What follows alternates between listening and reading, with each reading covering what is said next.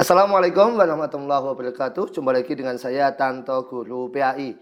Kesempatan kali ini kita akan membedah buku. Bedah buku maksudnya mengulas isi buku ya, bukan membedah sampai sobek-sobek bukan ya. Tapi mengupas dan melihat isi dari sebuah buku. Kesempatan kali ini kita akan mengupas sebuah buku dengan judul Tidak Sekadar Lapar dan Dahaga. Ini tentu cocok untuk tarhib Ramadan, persiapan bulan Ramadan, agar kita bisa memasuki Ramadan dengan lebih baik lagi. Buku ini adalah karangan dari Dr. Aid Al-Qarni, penulis buku bestseller La Tahzan, Don't Be Sad, Jangan Bersedih. Dan buku ini tidak sekadar lapar dan dahaga, tentu berdasarkan hadis dari Nabi Muhammad SAW yang menyatakan kamin so'imin laisalahu min siyamihi ilal ju wal atos. Berapa banyak orang puasa tidak mendapatkan apa-apa dari puasanya kecuali lapar dan dahaga saja. Mari kita simak, kupas, ulas bagaimana agar puasa kita tidak sekadar lapar dan dahaga saja. Buku ini terdiri dari 6 bab. Pertama adalah selamat datang Ramadan, bagaimana menyambut Ramadan, tak sekadar lapar dan dahaga, meniti jejak Nabi dan para sahabat pada bulan Ramadan, semoga berjumpa Ramadan lagi, dan seputar manfaat puasa. Ini adalah sebuah susunan secara sistematis yang disampaikan oleh Dr. Aid Al-Qarni agar kita itu menyambut Ramadan dengan baik. Selamat datang Ramadan. Yang Ramadan datang itu kepada kita setelah setahun berlalu, banyak lika-liku kehidupan telah terjadi. Ada yang lahir, ada yang wafat. Teman kita yang kemarin masih bersama kita ngaji, tarawih, tadarus bersama, sekarang sudah meninggalkan kita. Dalam 1 tahun itu kita ada sedih, bahagia, tertawa, menangis dan seterusnya. Dan kini Ramadan datang dengan penuh kebaikan, dengan penuh maghfirah, dengan penuh rahmat dari Allah Ta'ala. Ramadan datang seolah-olah berkata kepada kita, wahai Ramadan, engkau datang untuk berkata kepada mata agar berpuasa dari melihat hal-hal yang haram, dari melihat hal-hal yang tidak halal. Dalam bahasa agama kita sebut dengan ghadul basar, menahan pandangan. Tidak cuma lapar dan dahaga, tetapi mata juga harus berpuasa. Begitupun Ramadan saat ini datang kepada kita seolah-olah berkata, wahai lisan, berpuasalah kamu dari perkataan-perkataan keji, dari perkataan-perkataan yang tidak baik, yang mungkin kita anggap sepele, kita anggap sederhana, yang padahal itu akan sangat berat hisabnya kalau kita mengatakan yang tidak tepat, tidak sesuai dengan standar syariat Islam. Pantaslah kalau Rasulullah SAW menyatakan kepada kita, man kana yu'minu billahi wal yawmil akhir falyakul khairan aw liyasmut. Barang siapa beriman kepada Allah dan hari akhir, maka berkatalah yang baik atau diam saja. Ramadan ini juga datang kepada kita seolah-olah berkata kepada tangan, wahai tangan, tahanlah dirimu dan berpuasalah. Tangan kita, jari-jari kita tentu nanti akan ada hisabnya. Tangan kita untuk mengetik, tangan kita untuk searching, tangan kita untuk googling, tangan kita untuk stalking. Ini tentu menjadi perhatian untuk kita agar tangan kita juga ikut berpuasa. Ramadan ini juga datang kepada kita dengan seolah-olah berkata kepada kaki, wahai kaki, berpuasalah dari berjalan menuju ke tempat haram. Diingat-ingat bahwa Allah menyatakan dalam surah Yasin, al-yauma nakhtimu ala afwahihim wa tukallimuna aydihim wa tashhadu arjuluhum bima kanu yaksibun. Besok mulut akan dikunci, akan ditutup rapat, dan kaki tanganlah yang akan berkata. Akan datang hari mulut dikunci, akan tiba masa tak ada suara dari mulut kita. Begitu kata Chrisye dalam sebuah lagunya. Ramadan ini juga datang kepada kita seolah-olah berkata kepada perut, wahai perut, berpuasalah. Perut maksud di sini bukan hanya lapar dan dahaga, menahan lapar dan haus maksudnya, tetapi perut adalah esensinya kepada menahan hawa nafsu, menahan keserakahan, menahan sifat rakus yang ada di dalam diri kita. Karena kita semuanya tahu bahwa kalau seseorang itu bisa menguasai hawa nafsu perut, maka dia bisa menguasai segalanya. Sebaliknya, kalau dia perut saja nggak bisa dikuasai, maka kehidupannya akan semakin buruk lagi. Bahkan ada kata dari Sayyidina Ali bin Abi Thalib yang menyatakan, jika seseorang itu pikirannya cuma soal perut, maka dia tidak lebih mulia dari apa yang dikeluarkan dari perut. Maksudnya kotoran, na'udzubillah, summa na'udzubillah. Inilah kita ucapkan selamat datang kepada Ramadan yang menasihatkan kepada kita agar tidak hanya lapar dahaga. Menasihatkan kepada kita bahwa tidak hanya sekadar makan minum saja, tetapi juga kita harus puasa secara jasadiah, puasa secara nafsiyah, puasa secara kolbiyah, agar kita menjadi orang-orang yang betul-betul bisa menyambut Ramadan ini dengan baik.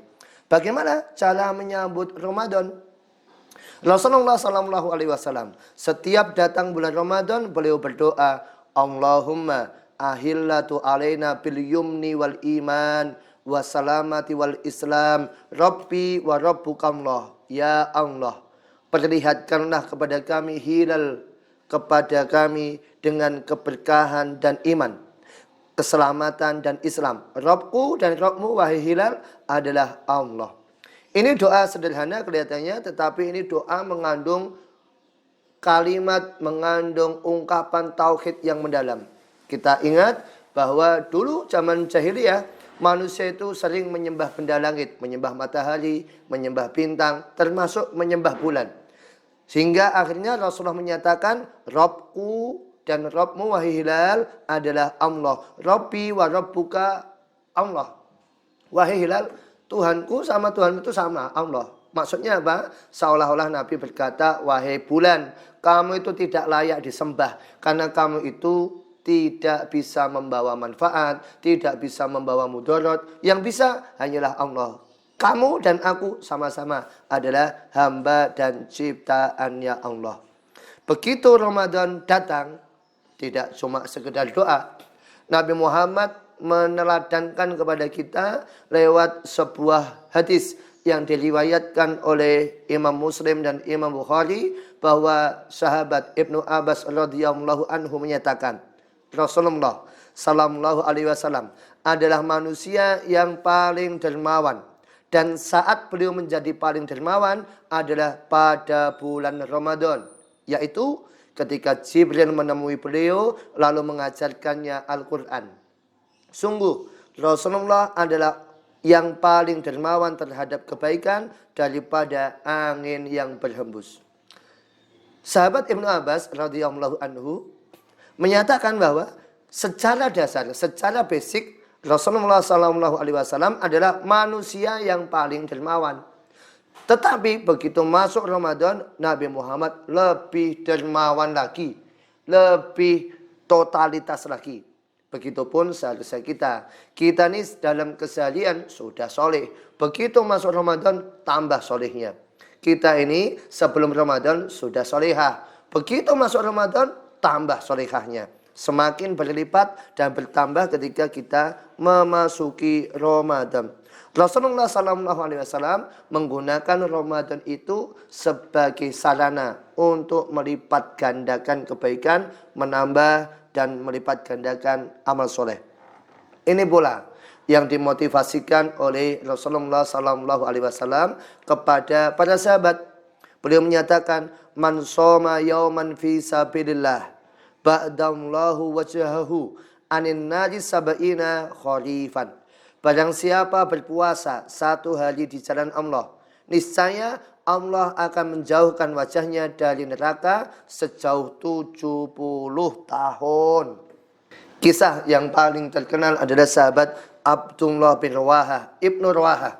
Ketika perang Mu'tah, beliau memegang panji Islam, memegang bendera Islam setelah Zaid bin Harithah, anak angkat dari Nabi SAW wafat, setelah Ja'far at-Tayyar Ja'far bin Abi Thalib, keponakan Nabi, kesayangan Nabi, juga wafat, maka bendera itu dibawa oleh Ibnu Ruwahah. Dan beliau perang dalam kondisi puasa, dalam kondisi masih saum, masih siam.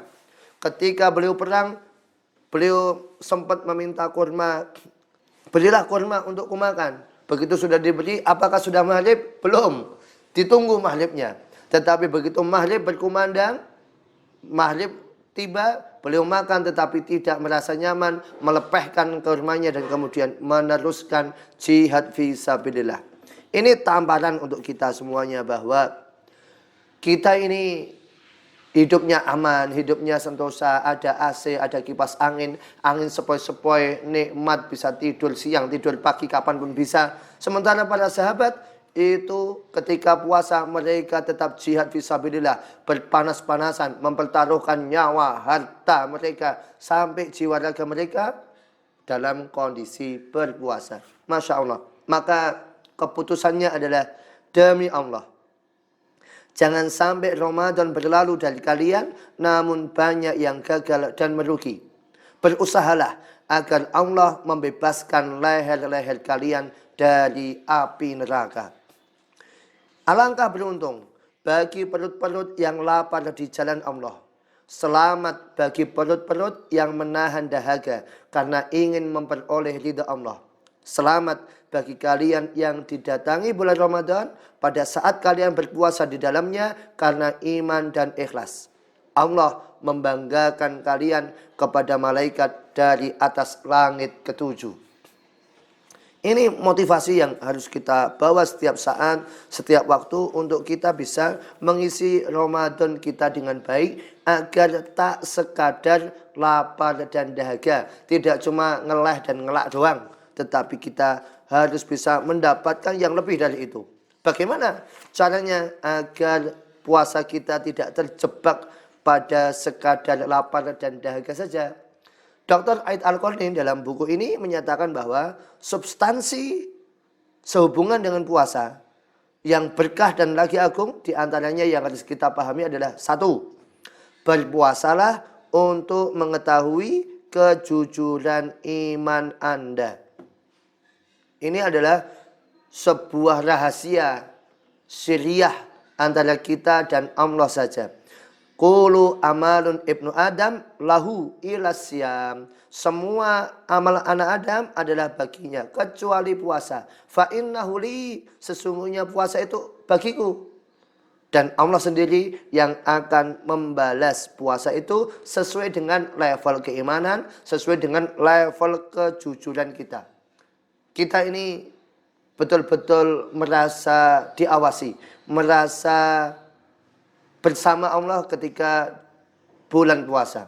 Misalnya saja ketika kita kumur untuk wudhu, kita tidak pernah berniat untuk menelan air kumur itu. Kenapa? Karena kita tahu Allah Maha melihat. Ketika suasana sepi, kita di kamar sendirian, kita juga tidak berniat untuk membatalkan puasa. Kenapa? Kita tahu Allah Maha melihat. Itulah bukti kejujuran iman kita kepada Allah Ta'ala.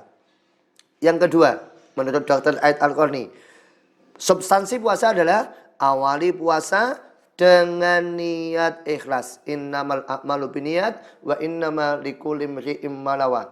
Amal itu tergantung niatnya dan seseorang akan mendapatkan balasan sesuai dengan apa yang ia niatkan. Kalau kita ini puasa untuk tujuan dunia, maka hati-hati. Puasa karena malu sama orang lain, puasa karena pengen diet, puasa karena demi tujuan kesehatan, puasa karena ini itu. Ini harus hati-hati. Puasa kita harus karena Allah. Motivasinya adalah man shoma ramadhana imanan wa ihtisaban ghufira lahu ma taqaddama min zambi. Barang siapa puasa karena iman dan mengharap pahala dari Allah, maka akan diampuni dosanya yang telah lalu. Dan yang ketiga, substansi yang disampaikan oleh Dr. Aid Al-Qarni adalah jangan Anda habiskan hari-hari saum Anda dengan tidur. Ini potret buram dari kehidupan masyarakat, terutama Indonesia ya. Suka tidur, kebanyakan molor mulu ya. Memang ada hadis yang menyatakan bahwa tidurnya orang puasa itu ibadah. Itu hadis dhaif itu ya. Itu bukan hadis dari Nabi Muhammad, itu hadis palsu mungkin ya. Jadi tidak boleh dijadikan sandaran. Ya memang boleh tidur, boleh nggak apa-apa, tapi jangan sampai kebablasan. Masa iya habis sahur, tidur, bangun-bangun udah maghrib. Wah, enak betul kamu. Ini tentu membawa kesia-siaan. Eman-eman waktunya, eman-eman waktu mustajabnya, eman-eman disayang waktu Ramadan yang diberikan Allah pada kita kalau kita tidak memaksimalkan. Yang keempat, menurut Dr. Aid Al-Qarni adalah dalam puasa Ramadan ini banyaklah membaca Al-Quran. Bahwa Al-Quran ini adalah Syahrul Quran, bulannya Al-Quran. Allah menyatakan Syahrul Ramadan allazina unzila fihil Quran hudan linnasi wa bayyinatin minal huda wal furqan. Minal huda wal furqan. Bulan Ramadan ini adalah bulan diturunkannya Al-Quran sebagai petunjuk manusia dan sebagai penjelasan dari petunjuk dan pembeda yang hak dan yang batil. Kita perlu meniru dari Imam Malik rahimahullah. Beliau kalau sudah bulan Ramadan, beliau menutup pintu konsultasi fatwa. Beliau menutup buku-buku yang lain yang dibuka cuma Al-Quran. Ini bulan Ramadan. Ini adalah bulan Al-Quran. Begitupun Imam Ahmad bin Hanbal. Kalau sudah datang Ramadan, beliau tutup majelis dan beliau masuk masjid untuk berzikir, bertasbih, menghindari dari dosa, memaksimalkan Ramadan dengan banyak beramal soleh. Ini yang keempat yang disampaikan oleh Dr. Aid Al-Qarni agar puasa kita itu tidak hanya lapar dan dahaga saja. Ada satu lagi tambahan yang disampaikan oleh Dr. Aid Al-Qarni bahwa dalam puasa ini, dalam Ramadan ini, agar kita maksimal adalah memperbaharui taubat kita. Diingat-ingat, taubat tidak cuma taubat dari dosa besar ya. Kita ini taubat kalau dosa besar saja. Padahal dosa-dosa yang kecil, dosa-dosa yang sepele itu juga perlu kita minta ampun pada Allah. Perlu kita bertaubat kepada Allah. Di antara dosa kita yang kelihatannya seakan-akan remeh sepele, disinggung dalam hadis Nabi Muhammad SAW. Beliau menyatakan, nikmatani maghbunun fihima katsirun minan nas. Ada dua nikmat yang banyak manusia lalai, banyak manusia tertipu, yaitu sehat dan wal faroh dan sempat. Kesehatan dan kesempatan. Allah udah ngasih kita kesehatan sampai kita kuat masuk Ramadan. Allah udah ngasih kita kesempatan sehingga kita bisa panjang usia, panjang umur, menjumpai Ramadan, balikna Ramadan, doa kita dikabul. Nah, kalau kita nih udah masuk Ramadan begini, ya kita manfaatin dong ya. Udah sehat, udah sempat, kok kita menyia-nyiakan waktu kita di bulan suci Ramadan.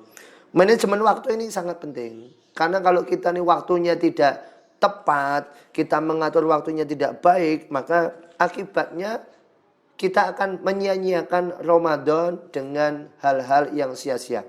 Sebagai contoh, bagaimana para ulama, para salafus soleh itu mengatur waktunya, memanage waktunya dengan baik. Disebutkan bahwa ada seorang ulama kaum muslimin yang bernama Ibnu Aqil Al-Hambali. Beliau sudah menulis kitab yang terdiri dari 700 jilid. Yang kitab beliau itu tersimpan di perpustakaan di Jerman. 700 jilid, Masya Allah. Kita ini jilid fotokopi aja belum tentu sampai 700 ya. Itu fotokopi ya, ini menulis. Betapa beliau memaksimalkan waktunya dengan baik. Bahkan soal makan. Beliau mengatur waktu itu dengan baik, memperhitungkan waktu betul.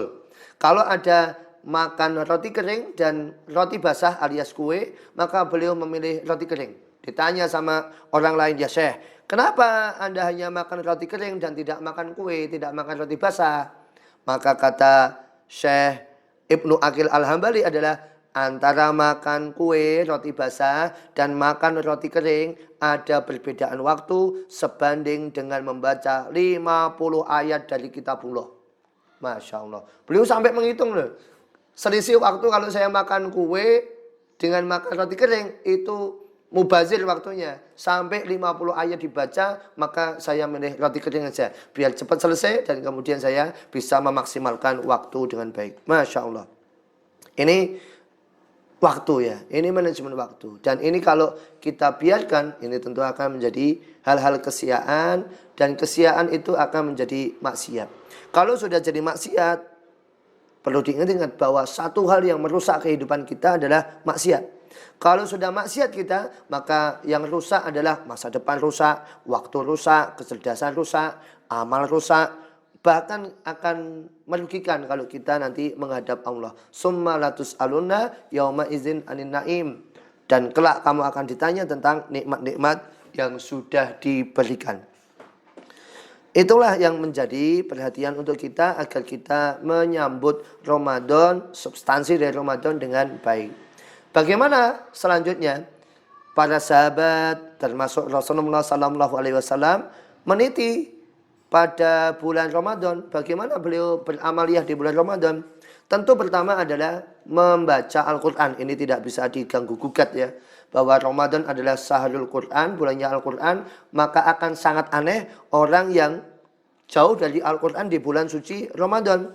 Eman-eman sekali bahwa hidup di bulan Ramadan, udah dikasih kesempatan masuk Ramadan, kok dia itu malah jauh dari Al-Quran. Maka dinasihatkan, jika bulan Ramadan tidak Anda jadikan sebagai bulan untuk mengkhotamkan Al-Quran, untuk tadabbur, memberi petunjuk, dan untuk mengambil manfaat, kapan lagi Anda akan mengkhotamkannya? Padahal Allah telah menjadikan bulan ini sebagai bulan ibadah, bulan penerimaan amal, dan bulan taubat. Para salafus soleh betul-betul bersungguh-sungguh ketika soal membaca Al-Quran ini. Disebutkan bahwa Imam Al-Bukhari itu sampai 60 kali khotam. 60 kali khotam. Masya Allah, itu kalau 60 kali khotam itu berarti sehari 2 kali khotam ya. Kita 1 kali khotam aja udah bersyukur. Ini Imam Bukhari rahimahullah dalam bulan puasa, dalam bulan Ramadan itu sampai 60 kali. Masya Allah. Bagaimana beliau bersungguh-sungguh untuk pengen dekat dengan Al-Quran di bulan suci Ramadan. Amalan kedua yang dilakukan oleh Rasulullah dan sahabat adalah Qiyamul Lail. Rasulullah SAW menyatakan, man qoma Ramadana imanan wahtisaban ghufira lahu ma taqaddama min dzambi. Barang siapa yang qiyam, berdiri sholat di waktu bulan Ramadan karena iman dan menghadap ridha Allah, maka akan diampuni dosanya, akan dimaafkan dosanya yang telah lalu. Kemudian amalan selanjutnya yang dicontohkan oleh Rasulullah dan diikuti para sahabat adalah mengawalkan berbuka dan mengakhirkan waktu sahur. Ini adalah 2 kebaikan bagi seorang muslim. Kita akan fokus utamanya pada waktu sahur. Bagaimana Rasulullah SAW sampai menyatakan, tasakharu fa inna fis sahur barokah. Makan sahurlah karena di dalam sahur itu ada barokah. Setidaknya ada 3 poin penting mengapa kita harus tetap makan sahur. 1. Melakukan sahur adalah upaya untuk menghidupkan sunnah yang datang dari Rasulullah SAW. Jadi kalau kita nih mengaku cinta sama Nabi, mengaku sayang, kangen, rindu, pengen syafaatnya Nabi, maka ikuti sunnah Nabi. Jangan sampai meninggalkan sahur dengan sengaja. Kalau tidak sengaja bangun kesiangan sih wajar ya. Tapi kalau sengaja nggak makan sahur, ini menyelisihi Nabi Muhammad. Katanya sayang sama Nabi Muhammad, cinta sama Nabi Muhammad, tapi kok nggak mau meniru Nabi Muhammad, tentu jadi pertanyaan besar. Yang kedua, kita harus betul-betul memperhatikan waktu sahur adalah karena di waktu sahur adalah saat Allah turun ke langit dunia seraya berfirman, adakah hamba yang meminta, aku akan memberinya. Adakah hamba yang berdoa, aku akan mengabulkannya. Adakah hamba yang meminta ampun, aku akan mengampuninya. Ini sebuah fasilitas yang luar biasa dari Allah Ta'ala setiap hari, setiap malam. Dan tentu ketika masuk bulan suci Ramadan, maka akan semakin tambah mustajab doa-doa kita. Maka kita harus menggunakan waktu sahur dengan baik, jangan sampai terlewat sia-sia. Apalagi ditinggal tidur dengan sengaja. Ada kisah unik. Dulu ada seorang ulama besar bernama Tawus bin Kisan. Dia datang kepada temannya di waktu sahur, di waktu gelap. Maka sang tuan rumah agak emosi nih. Wahai Tawus, mengapa kamu berkunjung padahal hari masih gelap? Maka Tawus menyatakan, ulama besar ini menyatakan, demi Allah, aku tidak menyangka bahwa ada seorang muslim yang tidur pada waktu sahur. Masya Allah. Beliau tidak nyangka kalau ada orang tidur di waktu sahur. Padahal kita kenyataannya molor, yang ngorok, kadang kita bangun kesiangan. Masya Allah. Dan yang ketiga, kenapa kita harus makan sahur? Karena di dalam makan sahur ada bantuan dari Allah Ta'ala agar kita kuat menjalankan puasa. Ini amalia-amalia yang harus kita laksanakan di bulan suci Ramadan. Mulai dari tadarus, qiyamul lail, sampai kemudian menjaga waktu, terutama waktu sahur dengan baik. Dan itu kita jaga, kita lakukan sampai Ramadan selesai, sampai Ramadan berakhir. Biasanya kalau 10 hari terakhir Ramadan, kita ini udah hilang fokus, ya, sudah hilang arah. Banyak yang mulai sibuk ke pasar, belanja makanan untuk hari raya, siap-siap mudik dan macam-macam sehingga kehilangan fokus.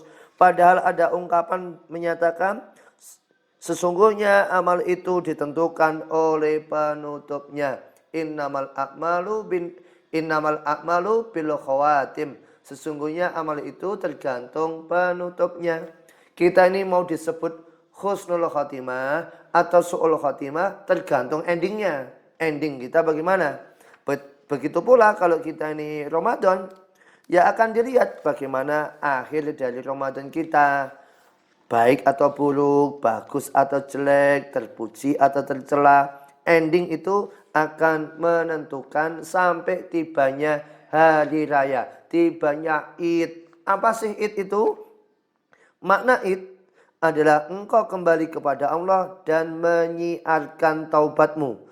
Sebagaimana seseorang hamba yang melarikan diri lalu kembali lagi kepada tuannya. Maksudnya adalah kita ini hari raya intinya adalah tetap taat kepada Allah, tetap kembali kepada Allah, tetap bertobat kepada Allah, jangan sampai hilang fokus, jangan sampai hilang arah.